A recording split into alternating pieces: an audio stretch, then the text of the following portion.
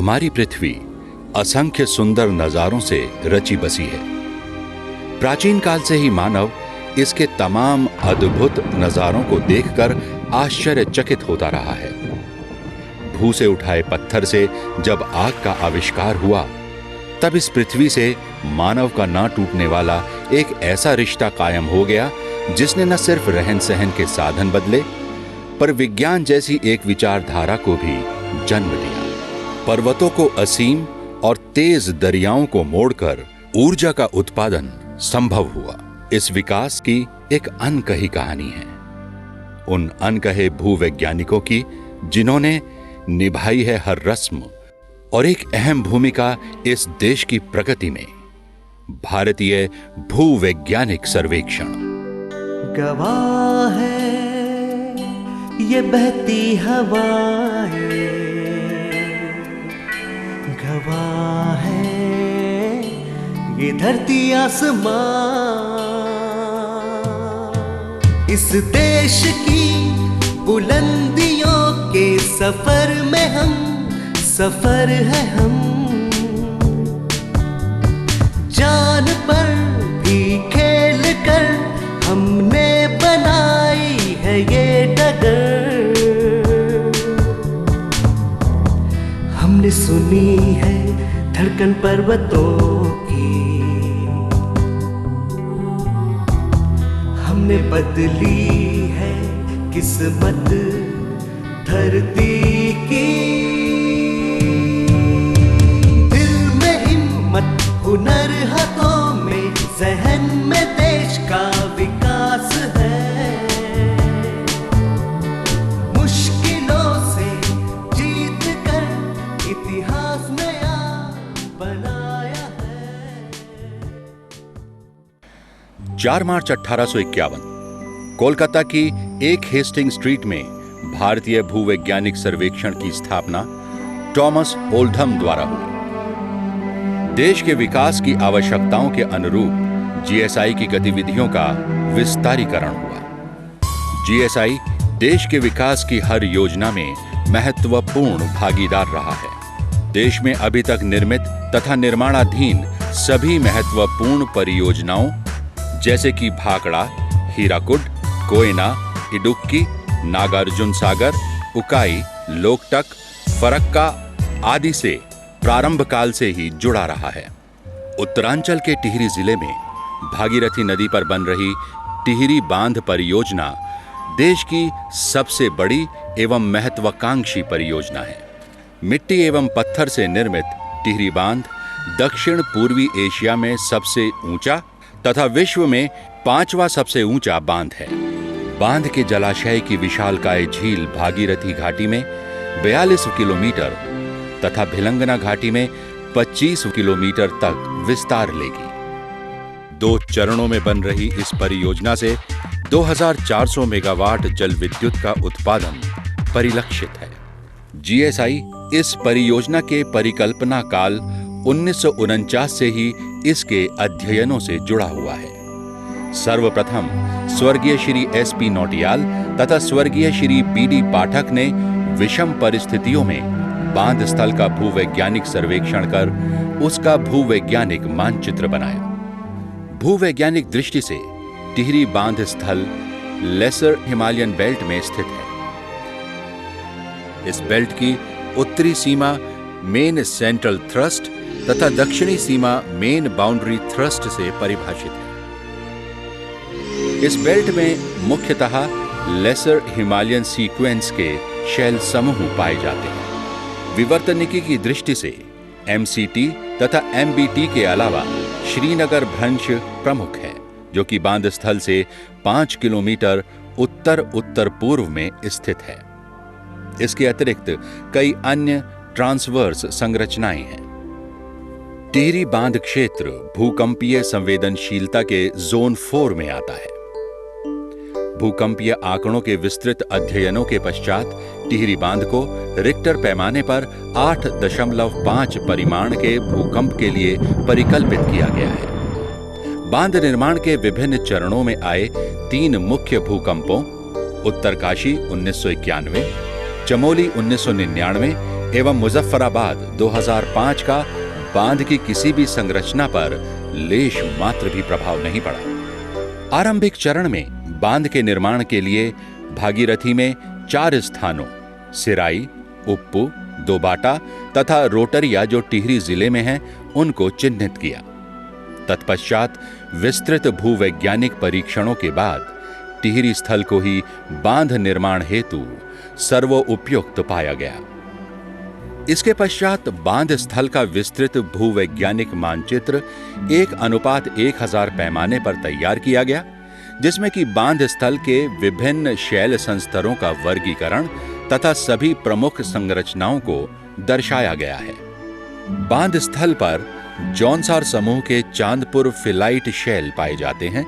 इन शैलों के नमूनों की विस्तृत जांच भू तकनीक प्रयोगशाला में करने के बाद इनके भू अभियांत्रिक, भूयांत्रिक एवं भौतिक गुणों के बारे में पता लगाया गया। शैलों के इन्हीं गुणों के आधार पर इन्हें 4 उपवर्गों में बांटा गया, जिन्हें कि फिलिटिक क्वार्ट्जाइट मासिव या PQM, फिलिटिक क्वार्ट्जाइट थिनली बेडेड या PQT, क्वार्ट्जिटिक फिलाइट या QP एवं शियर्ड फिलाइट या SP के नाम से जाना गया।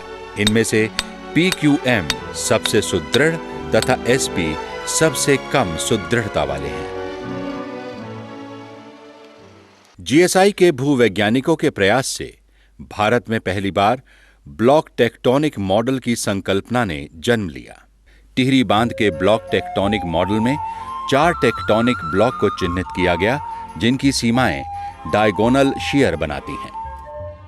मानचित्रण के समय बांध क्षेत्र में 11 लॉन्गिट्यूडनल तथा 6 डायगोनल शियर जोनों को निरूपित किया गया। बांध मुख्यतः ब्लॉक संख्या 1, 2, 3 में स्पिलवे स्ट्रक्चर, 2, 3, 4 में तथा शक्ति गृह ब्लॉक संख्या 4 में अवस्थित है। स्थलीय भू अभियांत्रिक मानचित्रण के साथ ही बांध स्थल के भू भौतिकीय सर्वेक्षण, वेधन, ड्रिफ्टिंग इत्यादि अन्वेषण भी किए गए। इन सभी अन्वेषणों का उद्देश्य स्थलीय आंकड़ों के आधार पर एकत्र जानकारी को संपुष्ट एवं संवर्धित करना था। भूभौतिकीय सर्वेक्षणों में सिस्मिक प्रोफाइलिंग, विद्युतीय लॉगिंग आदि प्रमुख रहे। कुल 27 लाइन किलोमीटर की सिस्मिक प्रोफाइलिंग की गई। चित्र में स्टिलिंग बेसिन क्षेत्र के बेडरॉक कंटूर की डेप्थ को दर्शाया गया है। बांध क्षेत्र में कुल 173 वेधन छिद्र किए गए। इनमें से निकाली गई कोर की GSI के भूवैज्ञानिकों द्वारा विस्तृत लॉगिंग की गई।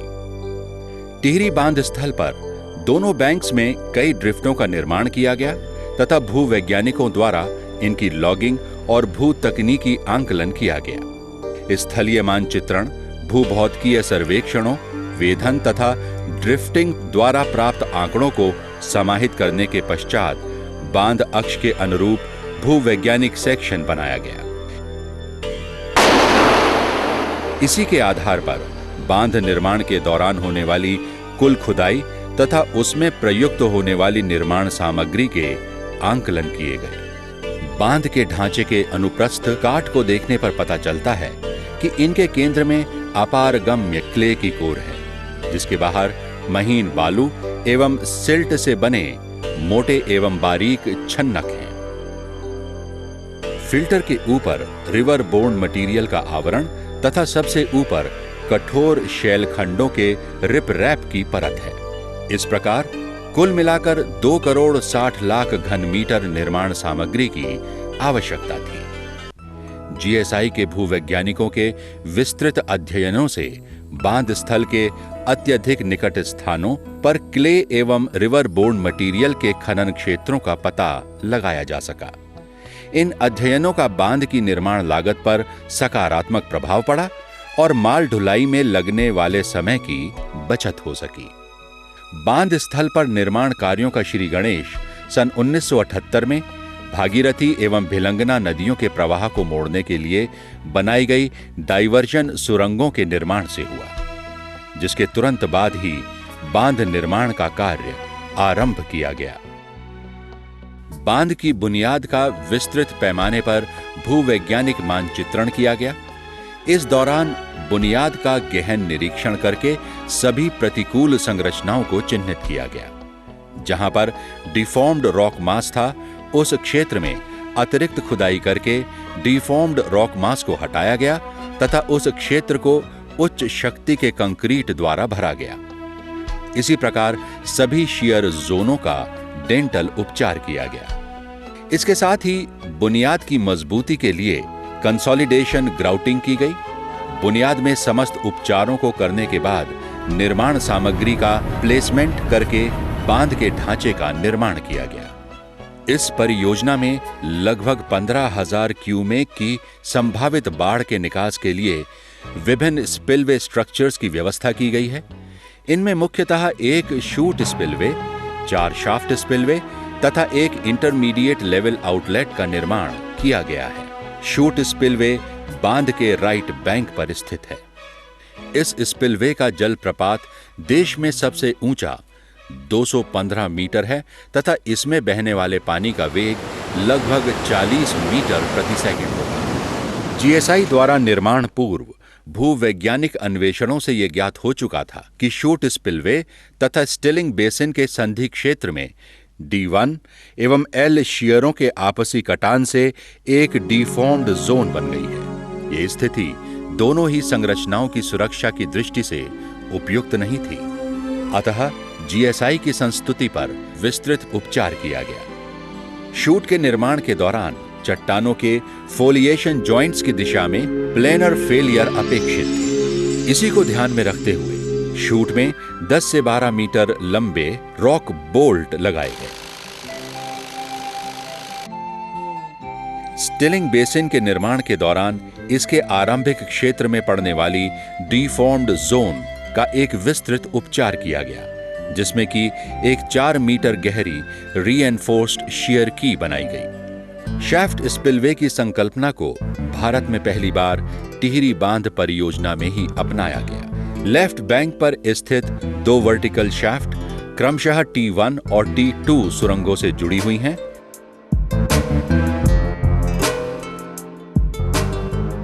जबकि राइट बैंक पर स्थित 2 वर्टिकल शैफ्ट T3 एवं T4 सुरंगों से जुड़ी हैं। इन शैफ्ट्स के साथ ही लगभग 9 मीटर व्यास की डीएरेशन डक्ट जुड़ी है। इसी के साथ शीर्ष से लगभग 165 मीटर की गहराई पर एक 26 मीटर लंबा सेपरेशन कक्ष भी डक्ट के आगे जोड़ा गया है। इतनी जटिल संरचनाओं का निर्माण एक चुनौतीपूर्ण कार्य था। T3 शैफ्ट में लगभग 60 मीटर चौड़ी एक डिफॉर्म्ड जोन थी, जिसमें कि कई शियर सीम तथा कमजोर वलित चट्टानें थीं। इसी तरह शाफ्ट और डक्ट का संधि क्षेत्र उच्च तनाव का क्षेत्र था, जिसके कारण कई सुरक्षात्मक उपाय जीएसआई के भूवैज्ञानिकों द्वारा सुझाए गए। T4 शाफ्ट के आरंभिक भाग में डायगोनल शियर D3 के कारण एक कैविटी बन गई थी। इस कैविटी को बाद में कंक्रीट द्वारा भरकर शाफ्ट की खुदाई का काम जारी रखा गया। बांध एवं स्पिलवे संरचनाओं के ऊपर के ढलानों का भूवैज्ञानिक मानचित्रण एवं भूतकनीकी आंकलन करने के पश्चात रॉक बोल्टिंग तथा चेन लिंक शॉर्ट क्रीटिंग करके उपचार किया गया। आज कई वर्षों पश्चात भी ये ढलान स्थिर हैं। राइट बैंक की शाफ्ट स्पिलवे के नीचे के ढलानों के लगभग आधे भाग में ओवरबर्डन तथा स्लंप मास जैसी अस्थायी सामग्री थी। जीएसआई द्वारा एकत्र भूवैज्ञानिक आंकड़ों के आधार पर इन ढलानों का 2 एवं 3 आयामी स्टेबिलिटी एनालिसिस किया गया। इन विस्तृत अध्ययनों के पश्चात इन ढलानों के विभिन्न भागों में gabion wall, concrete blocks, bundled rock bolts तथा केबल एंकर्स लगाए गए। शक्ति गृह को टिहरी क्षेत्र की सबसे मजबूत चट्टानों के भीतर बनाया गया है। टिहरी बांध के शक्ति गृह में भूमिगत संरचनाओं, सुरंगों, शाफ्ट तथा एडिट का एक सघन जाल सा है। शक्ति गृह की 2 बड़ी कैविटीज में मशीन हॉल और ट्रांसफॉर्मर हॉल प्रमुख हैं। खुदाई होने के तुरंत बाद जीएसआई के भूवैज्ञानिकों द्वारा इनके मानचित्रण कर स्टेबलाइजेशन के उपाय सुझाए गए। मशीन हॉल का सबसे निचला तल नदी के तल से लगभग 35 मीटर नीचे है। इस कक्ष की खुदाई के दौरान शीर्ष पर लगभग 6 मीटर चौड़ी एक डिफॉर्म्ड जोन चिन्हित की गई। मशीन कक्ष के 3 डायमेंशनल मानचित्र में इसे हरे रंग से दर्शाया गया है। इस मशीन हॉल में 4 विशालकाय फ्रांसिस टरबाइन लगी है। मशीन हॉल तथा ट्रांसफार्मर हॉल के बीच की दीवार की स्टेबिलिटी के लिए ब्लाइंड और थ्रू केबल एंकर्स लगाए गए हैं। साथ ही किसी भी प्रकार की कन्वर्जेंस को नापने के लिए मल्टीपल पॉइंट बोरहोल एक्सटेंशोमीटर्स लगाए गए। टरबाइन तक पानी को लाने के लिए 4 हेडरेस सुरंगें बनाई गई हैं। टरबाइन द्वारा विद्युत उत्पादन के पश्चात पानी टेल रेस टनल द्वारा बाहर आ जाता है तथा पैदा हुई बिजली डक्ट से होती हुई ट्रांसफार्मर तक पहुंच जाती है। इसके बाद गैस इंसुलेटेड स्विच गियर से निकलकर मुख्य पारेषण लाइन द्वारा ट्रांसमिट कर दी जाती है। 29 अक्टूबर 2005 को अंतिम डाइवर्जन टनल के बंद होते ही जलाशय में जल भराव शुरू हो गया था। 30 जुलाई 2006 से टरबाइन संख्या 4 से विद्युत उत्पादन आरंभ हो गया। आज बांध के जलाशय में लगभग 180 मीटर तक जल स्तंभ के होने के बाद भी कोई रिसाव नहीं है। ये बांध की बुनियाद में जीएसआई द्वारा सुझाए गए उपचारों की सार्थकता को सिद्ध करता है। जीएसआई द्वारा मुख्य योगदानों में अंडर रिवर बेड ड्रिफ्ट द्वारा रिवर बेड फॉल्ट को डिस्प्रूव करना था, जिससे कि करोड़ों रुपयों की बचत हुई है। शूट स्पिलवे के डिजाइन में परिवर्तन, शक्ति गृह क्षेत्र का 2 एवं 3 आयामी स्टेबिलिटी एनालिसिस तथा एमजीएच क्षेत्र का ट्रीटमेंट शामिल है। साथ ही भारत सरकार द्वारा गठित बांध की सुरक्षा से संबंधित उच्च स्तरीय समिति ढोंडियाल समिति जीएसआई के महानिदेशक की अध्यक्षता में बनी। जीएसआई आज भी बांध के पोस्ट कंस्ट्रक्शन अन्वेषणों तथा द्वितीय चरण के निर्माण आदि से जुड़ा हुआ है।